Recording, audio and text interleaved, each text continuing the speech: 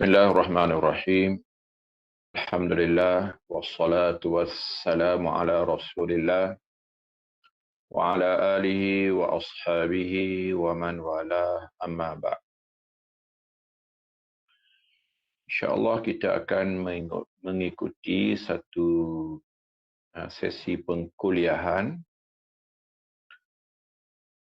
dalam subjek mustalahul hadis.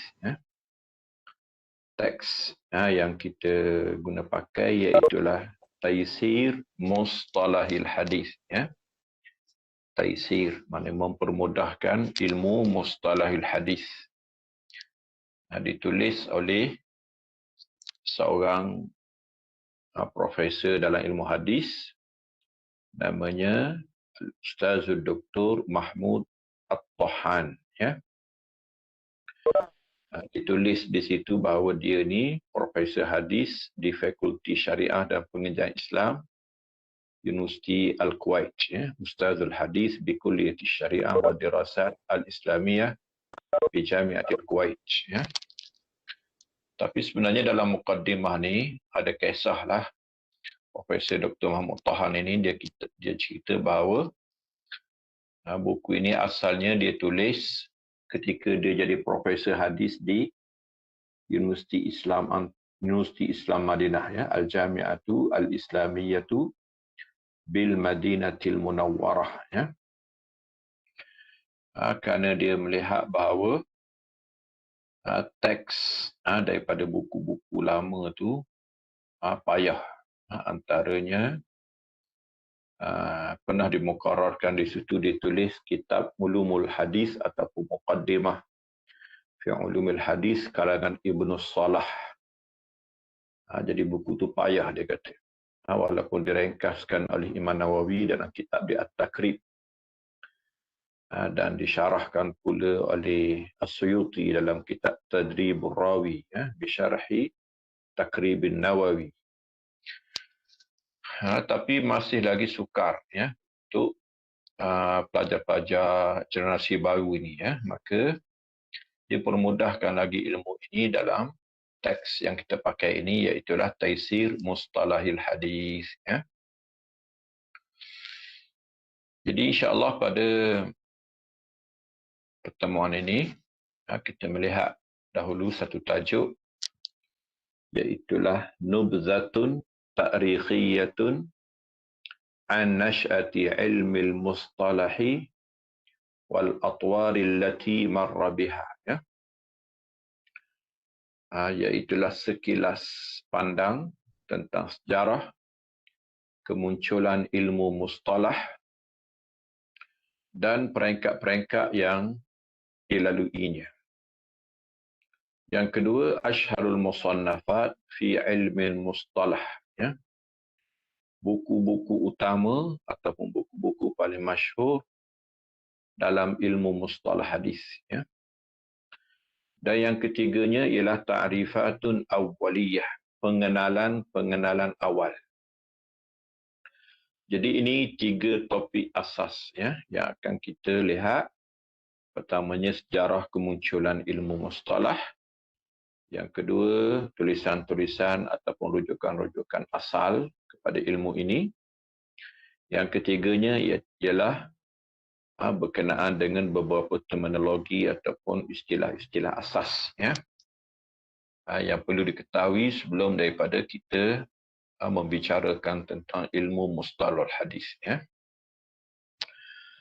Jadi kita tengok daripada awal ini ditulis bahawa Nubzatun Ta'rikhiyatun an Nash'ati Ilmil Mustalahi wal Atwari allati marra biha. Sejarah ringkas tentang kemunculan ilmu mustalah dan perkembangannya, peringkat-peringkat yang dilalui, hasil pengembangannya sepanjang sejarah.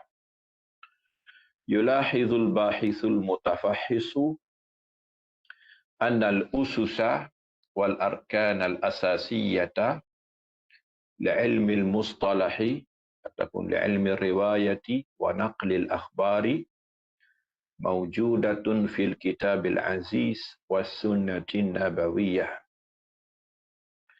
Al-bahis, seorang pengkaji, yulahizu, akan dapat membuat pemerhatian, pengkaji yang mutafahis, pengkaji yang teliti, yang mendalami akan mendapati bahawa asas-asas dan rukun-rukun asas, prinsip-prinsip utama kepada ilmu riwayah, ilmu periwayatan berita secara umumnya, wanakil akhbar, dan pemindahan hadis ataupun pemindahan berita, itu sudah siap ada dalam Quran dan Sunnah. Faqad jaa fil Qur'anil Karim qawluhu ya ayyuhallazina amanu in ja'akum fasiqun binaba. Fatabayyanu, wahai orang-orang yang beriman, jika datang kepada kamu seorang fasik membawa berita, maka carilah kepastian. Ayat ini satu ayat dalam surah Al-Hujurat, ayat 6. Ayat ini umum, tetapi menjadi dasar yang paling utama kepada kemunculan ilmu hadis, dan ilmu penapisan pemberitaan, secara umumnya. Tuhan kata, wahai orang-orang yang beriman, jika datang kepada kamu seorang fasik. Biasa kita dengar panggilan Tuhan ini untuk iman, untuk syariat, untuk sembahyang, untuk puasa, untuk ibadat. Tapi kali ini panggilan yang sama, wahai orang-orang yang beriman, tetapi tajuknya ialah penapisan berita. Jangan mudah menerima berita. In ja'akum fasiqun, jika datang kepada kamu seorang fasik, jadi menunjukkan bahawa sebelum daripada kita melihat berita, tengok siapakah pemberita, siapakah pembawa berita. Kalau dia fasik, maksudnya pembawa berita ni ada dua. Satunya pembawa berita yang adil, satunya pembawa berita yang fasik. Dan dua-dua tu menentukan sikap kita kepada berita yang dia bawa. Binaba'in, dengan satu berita. Fatabayyanu, maka carilah kesahihannya. Semak dulu, betul ke tak betul berita yang dibawa. Jadi ini orang panggil prinsip asas kepada kemunculan ilmu mustalah hadis secara khusus dan ilmu penapisan berita secara umum. Orang panggil al-bahthu anil rawi qabla al-marwi. Kita akan kaji, kita akan semak siapakah perawi, siapakah pembawa berita. Sama ada dia adil ataupun dia fasik, sama ada dia dhabit ataupun tidak, nanti akan dikupas dalam ilmu mustalah. Maka tolong cari kepastian. Maksudnya kalau dia seorang yang adil, maka terimalah. Kalau dia seorang fasik, tidak diterima. Wa jaa fi sunnati qauluhu ta'ala. Okey, yang keduanya qauluhu sallallahu alaihi wasallam. Yang keduanya hadis, Hadis yang boleh kita jadikan sebagai dasar kepada ilmu periwayatan ialah hadis yang menggalakkan umat Islam meriwayatkan hadis. Iaitulah sabda Nabi SAW, Naddarallahu ra'an sami'a minna syai'an faballaghahu kama sami'ahu farubba muballaghin aw amin sami'in. Hadis ni sebenarnya doa. Naddarallahu imra'an dengan makna Allahumma naddir imra'an. Ya Allah, ceriakan wajah seseorang. Siapakah? Sami'a minna syai'an. Seorang yang pernah dengar daripada sesuatu. Faballaghahu, lalu dia menyampaikannya. Kama sami'ahu, sebagaimana yang dia dengar. Farubba muballaghin aw amin sami'. Boleh jadi orang yang disampaikan kepadanya lebih menyimpan daripada yang mendengar. Tengok hadis ini membawa beberapa petunjuklah. Yang pertamanya galakan untuk tabligh. Galakan untuk riwayah. Jadi apa yang kita dengar tu riwayatkan, sampaikan. Kemudian bukan sebarang penyampaian, bukan sebarang tabligh. Dia mestilah disampaikan dengan penuh disiplin. Dia kena dengar betul-betul. dan dia kena sampaikan betul-betul. Ya. Dia menyimpannya dan dia menyerahkan kepada orang lain ataupun menyampaikan kepada orang lain sebagaimana yang dia simpan dengan telitinya. Ya. Jadi ini dasar penyampaian hadis yang disebut oleh Nabi SAW, selain daripada kelebihannya. Orang yang menyampaikan hadis, kelebihannya nadharah, ya, Tuhan ceriakan. Ini kerana dia menjaga kesegaran hadis. Maka Tuhan juga memelihara kesegaran dirinya, terutamanya wajah. Kemudian riwayat lain dia menyebut farubba hamili fiqhin ila man huwa afqahu minhu. Boleh jadi penanggung fiqh membawanya kepada orang yang lebih faqih. Ya. Ini juga masih lagi dalam kelebihan kita menyampaikan. Boleh jadi duduk dalam simpanan kita tidak terjaga, tidak terpelihara dan tidak difahami. Tapi jika diberi kepada orang lain lebih menjaga, lebih menyimpan dan lebih memahami. Wa rubba hamili fiqhin laisa bifaqih. Boleh jadi penanggung fiqh bukanlah seorang yang faqih. Dia tanggung saja.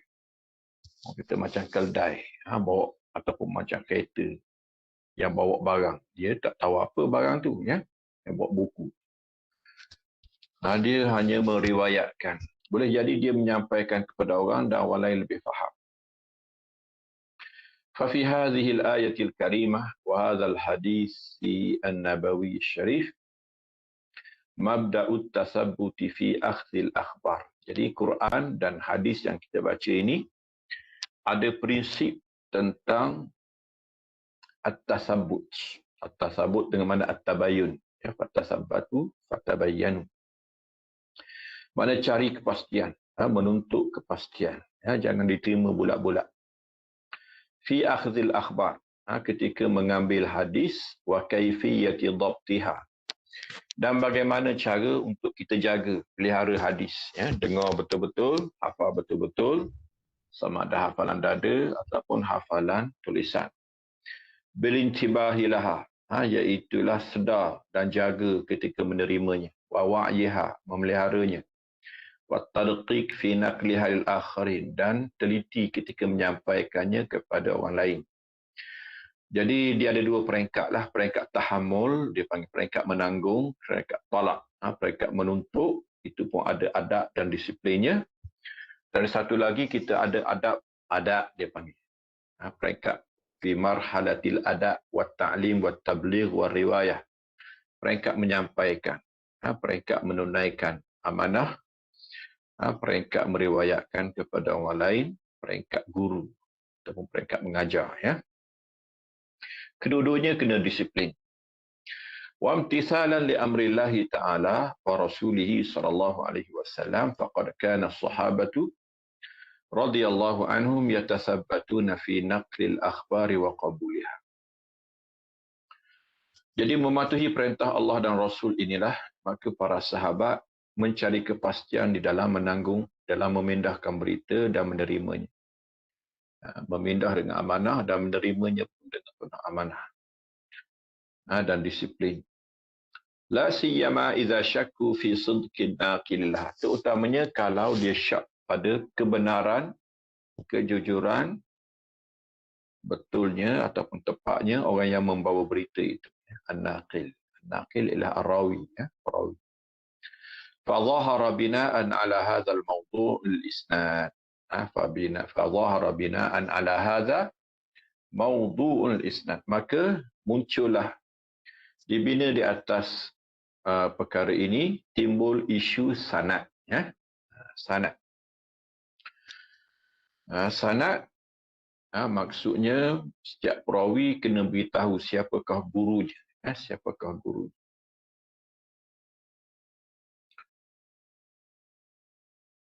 Dan siapakah, sehinggalah menjadi silsilah, jalinan-jalinan sanad. Wa qimatuhu fi qabul akhbar aw raddiha. Nilaian sanad. Akhirnya sanad sangat bernilai. Untuk apa? Qabulil akhbar aw raddil akhbar. Sama ada nak terima berita ataupun nak tolak berita. Ya. Faqad jaa fi muqaddimati sahih Muslim an Ibn Sirin qala lam yakunu yas'aluna 'anil isnad. Ya. Dalam muqaddimah sahih Muslim daripada Ibn Sirin dikatakan mereka orang dahulu tidak bertanya tentang sanad. Falamma waqa'atil fitnah. Jadi orang dulu maknanya sahabat. Ya. Sahabat, mereka walaupun mengambil hadis kadang-kadang sesama mereka, tetapi mereka tidak beritahu pun. Ketika meriwayatkan, mereka tak beritahu siapa guru dia dari kalangan sahabat. Dia terus kepada Nabi SAW. Kita qala Rasulullah SAW. Dan orang dulu tidak berhajat pada sanad kerana hadis dipercayai dan semua orang boleh dipercayai dan tidak ada isu penipuan dan juga rekaan dan juga pembohongan. Semuanya bertakwa kepada Allah dan siqah dipanggil, dipercayai. Ya. Tetapi apabila berlaku fitnah di sini ialah fitnah rekaan hadis, dipanggil al-wad'u fil hadis. Mereka hadis Nabi SAW kerana perbalahan-perbalahan yang timbul perbalahan politik di antara Syiah dan Ahli Sunnah, Khawarij dan Ahli Sunnah, muncul pula firaq, mazhab sama ada mazhab akidah ataupun mazhab fiqh. Akhirnya masing-masing nak menang dan kemenangan ialah pada dalil. Maka mereka mengada-ngadakan dalil dengan memalsukan hadis Nabi SAW. Ini dianggap fitnah. Jadi bila munculnya hadis mula direka, qalu sammu lana rijalak. Mereka mula berkata, namakan siapa guru kamu. Jangan terus kepada Nabi SAW. Kamu ambil daripada siapa? Untuk kita menilai kamu dan menilai guru kamu juga. Maksudnya menilai sanad. Fayunzaru ila ahli sunnah. Kalau guru tu ahli sunnah, bukan Syiah, bukan Khawarij, fayukhadhu hadithuhum. Maka hadis mereka diambil. Dulu mudah-mudah je lah. Kemudian diperketatkan. Wa yunzar ahli bid'ah fala yukhadhu hadithuhum. Dilihat kepada ahli bid'ah dan tidak diambil. Ahli bid'ah di sini ialah firqah ataupun kumpulan-kumpulan baru muncul. Syiah, Khawarij, Mu'tazilah, Murji'ah, Qadariyah, macam-macam. Batiniyah. Fala yukhadhu hadithuhum. Tidak diambil hadis mereka. وبناء على أن الخبر لا يقبل إلا بعد معرفة سنده فقد ظهر علم الجرح والتعديل. Jadi berdasarkan bahawa sesuatu berita tidak akan diterima melainkan selepas diketahui sanadnya, maka muncullah ilmu jarhi wa ta'dil wal kalamu ala ruwah. Ini ilmu sanad orang panggil yang merupakan di antara ilmu paling awal kepada ulumul hadis. Kita ada ilmu rijal, ilmu tentang perawi, biografi perawi, ilmu jarhi wa ta'dil, ilmu tentang nilaian kepada perawi sama ada mahu diterima atau tidak mahu diterima. Wa ma'rifatul muttasil awil munqati'. Nak tahu mana sanad yang bersambung, mana sanad yang terputus. Wa ma'rifatul ilal, penyakit dalaman. Jadi ilmu-ilmu awal yang muncul, yang membentuk ulumul hadis. Ilmu akhirnya ulum. Wa dhahara al-kalamu fi ba'd ar-ruwah lakin ala qillah. Dan mula ada perbahasan dan pengkritikan kepada perawi walaupun sedikit. Liqillati ar-ruwatil majruhin fi awal amri. Kerana mereka awal tidak ramai perawi yang dicela ataupun perawi yang tidak diterima. ثم توسع العلماء في ذلك حتى ظهر البحث في علوم كثيرة تتعلق بالحديث من ناحية ضبطه وكيفية تحمله وأدائه. Kemudian ilmu ini makin meluas. Muncul berbagai bentuk keilmuan dan disiplin untuk menjaga min nahiyati dhabtihi. Tujuannya ialah untuk menjaga keaslian dan keabsahan hadis, wa kaifiyati tahammulihi, bagaimana cara menanggung, wa adaihi, dan bagaimana cara menyampaikan. Tahammul ialah peringkat murid, adab peringkat guru. Dua-dua tu ada adab. Dan dua-dua ada disiplin, ada etika dia. Wa ma'rifati nasikhihi mansukhi, dan tahu kemudian bila dah diterima hadis kena tahu pula nasikh dan mansukh. Wa gharib. Gharib di sini ialah perkataan-perkataan yang perlu dihuraikan. Illa anna dhalika kana yatanaqalahu ulama syafawiyan. Tapi ilmu ini peringkat awalnya dipindah oleh ulama secara lisan, secara lisan. Kemudian ditulis, kemudian masuk buku. Summa tatawwara al-amru wa sarat hadhihi al-ulumu tuktabu wa tusajjal.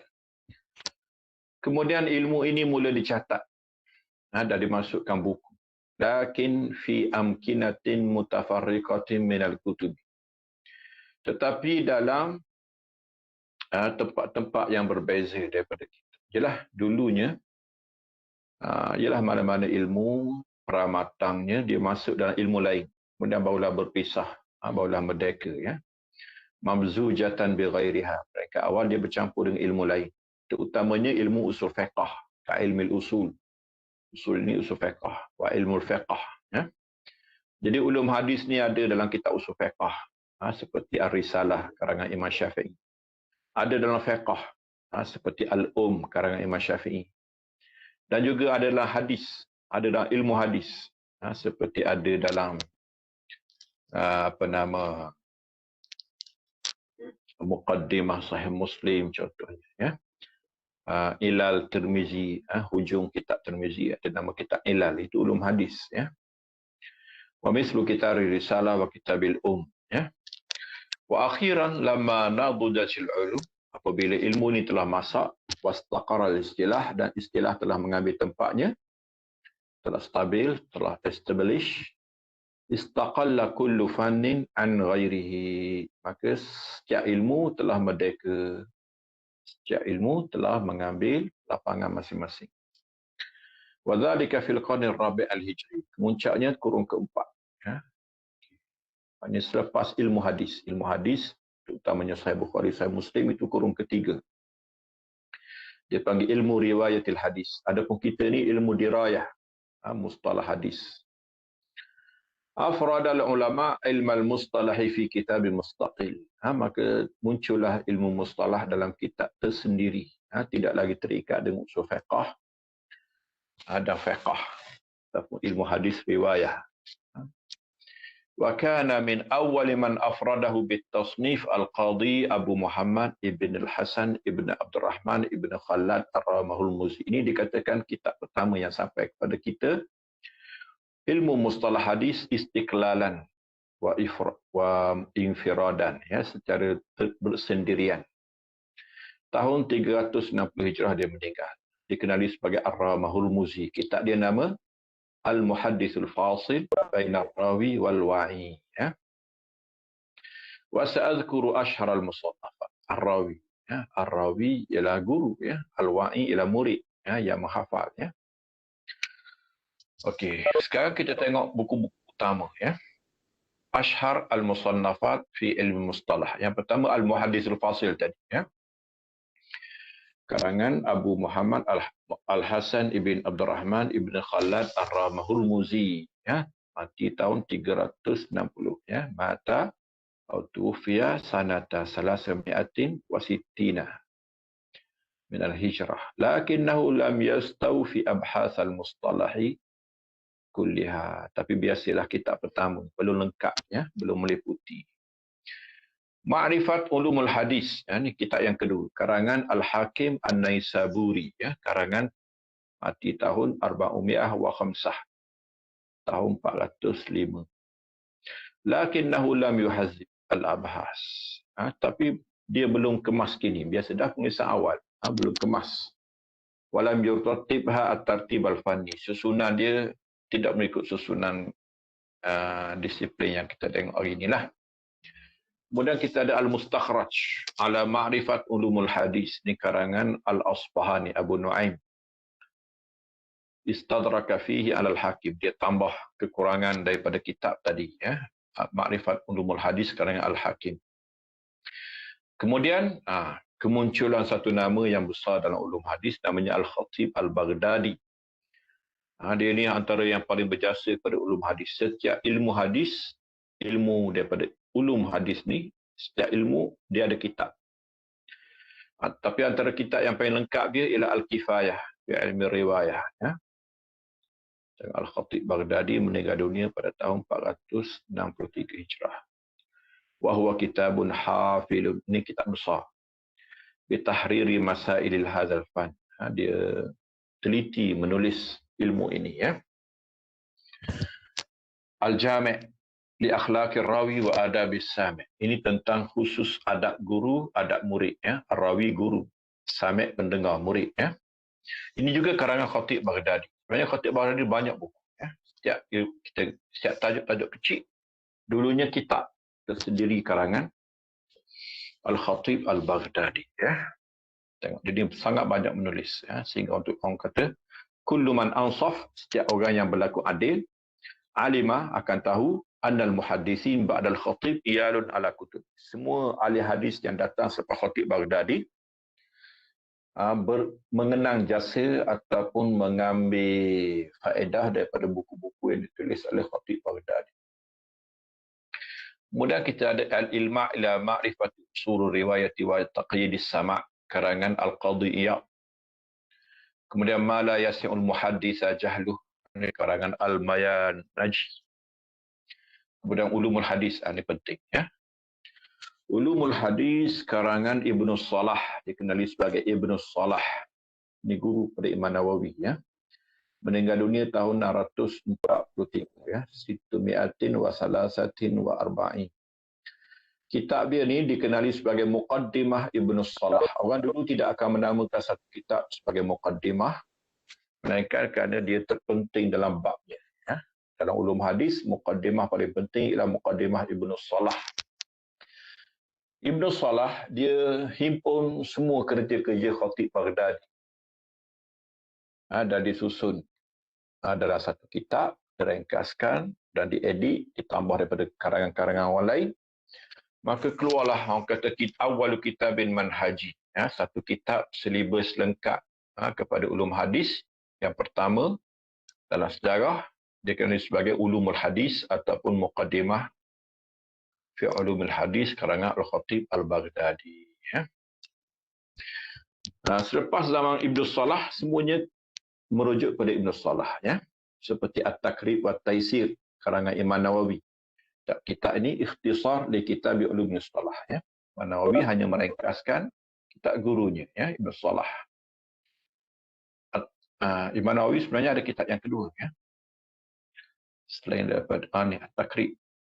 Tadinya ni At-Takrib, ada satu lagi sebenarnya kitab Imam Nawawi ni. Ya. Okeylah. Kemudian daripada Takrib Imam Nawawi disambung oleh As-Suyuti. As-Suyuti tulis syarah kepada Takrib Nawawi. Tajuk dia ialah Tadribur Rawi. Ya. Tadribur Rawi, syarah Takribun Nawawi.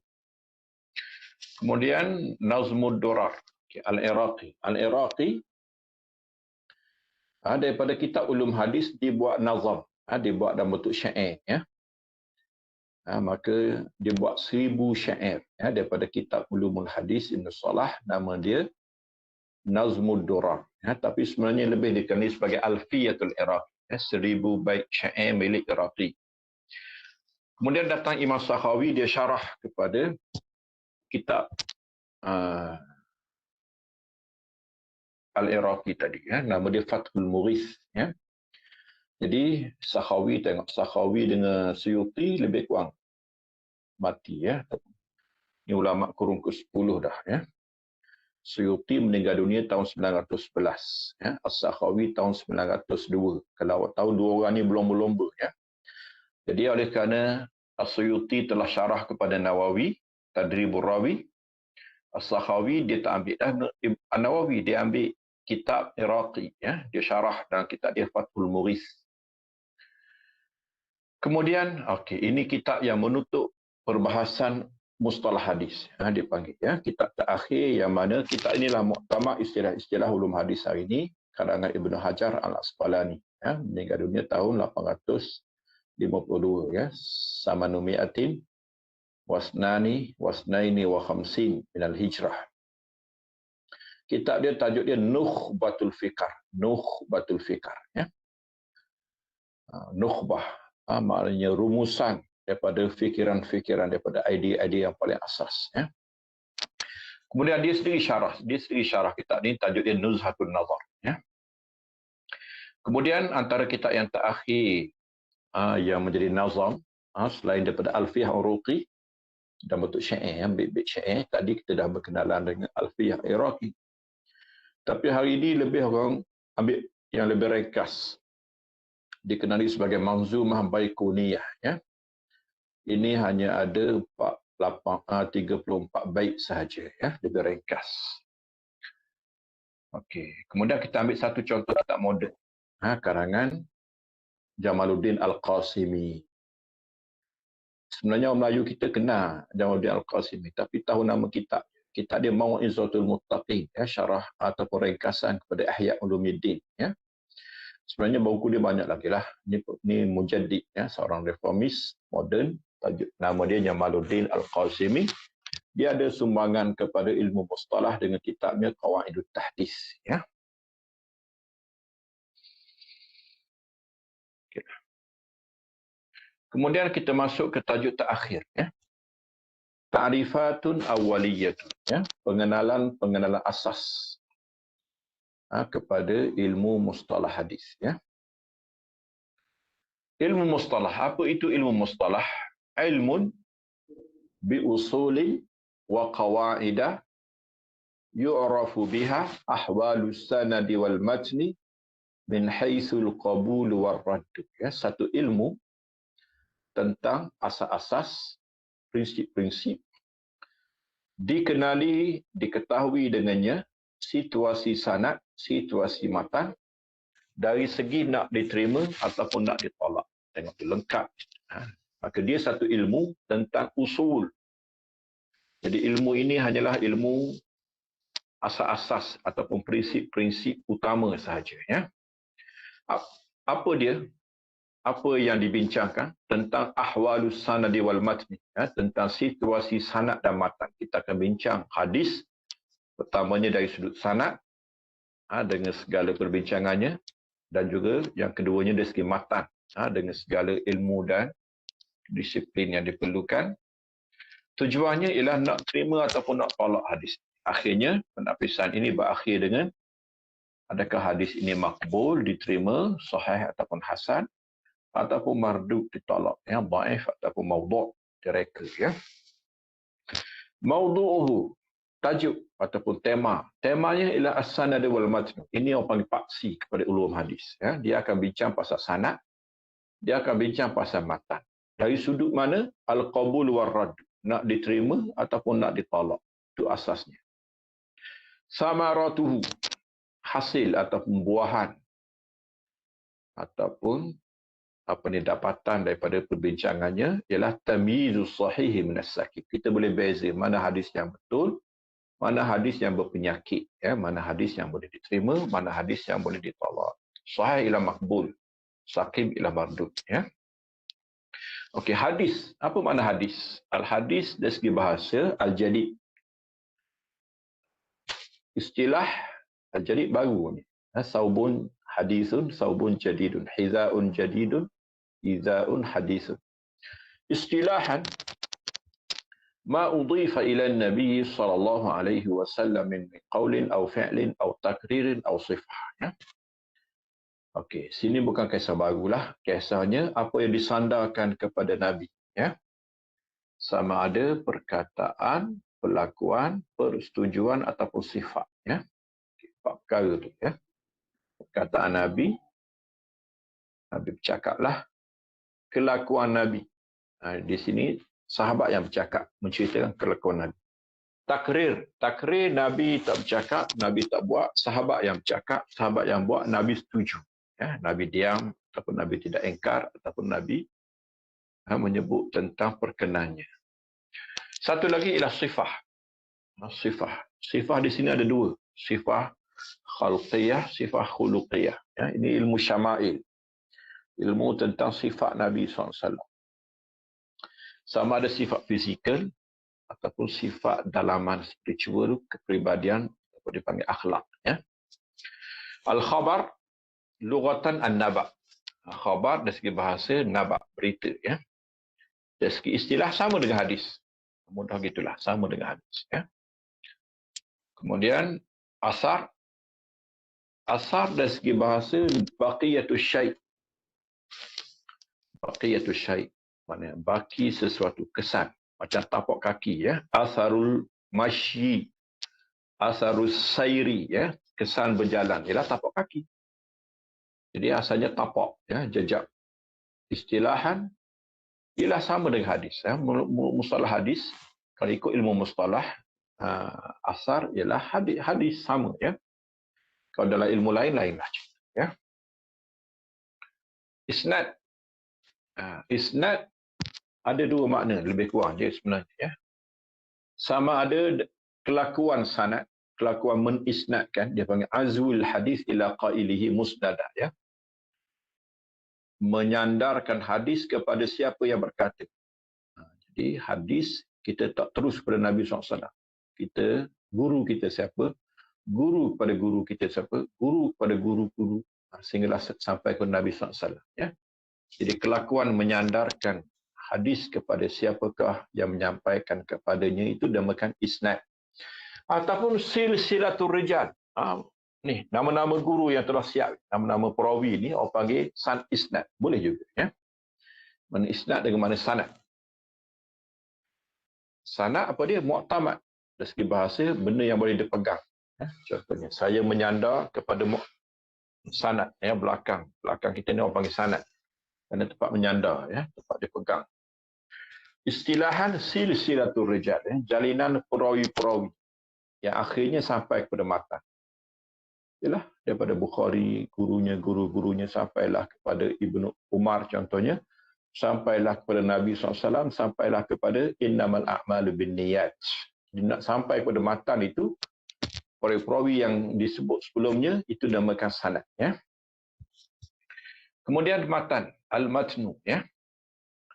Al-matnu lughatan ma saluba wartafa. Ya. Matan dari segi bahasa, apa yang keras lagi meninggi daripada bumi. Maksudnya bukit lah.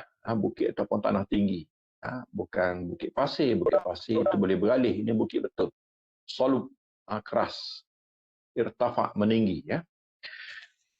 Istilah yang dimaksudkan di sini ialah ma yantahi ilaihi sanadu minal kalam. Ya, selepas sanad, maka bermulalah matan. Ya. Al-musnad. Al-musnad kita ada al-musnad isim maf'ul. Tak apalah yang disanadkan. Ya. Istilah kita ada tiga. Pertamanya kitab. Kitabun musnad. Macam musnad Imam Ahmad. Itu kitab hadis yang disusun menurut nama sahabat. Ya. Tidak seperti Sahih Bukhari, Sahih Muslim yang disusun mengikut tajuk. Ya. Kali ini disusun mengikut nama sahabat. Bermula dengan Musnad Abi Bakrin, Musnad Umar, Musnad Osman, Musnad Ali. Itu ada dalam Musnad Imam Ahmad. Ya. Al-hadis marfu' al-muttasilu sanadan. Hadis yang sampai kepada Nabi. Ya. Panggil hadisun musnad. Mana hadisun marfu' muttasil. Hadis yang sampai kepada Nabi yang bersambung sanadnya.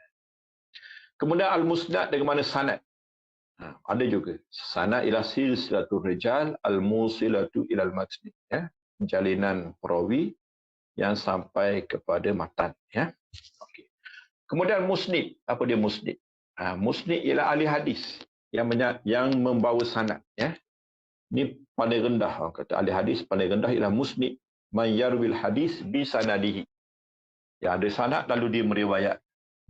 Sama ada banyak, sedikit. Dia memahami, tidak memahami, itu lain cerita. Semata-mata dia mensanadkan hadis, dia panggil musnid. Yang kedua, al-muhaddis. Ya.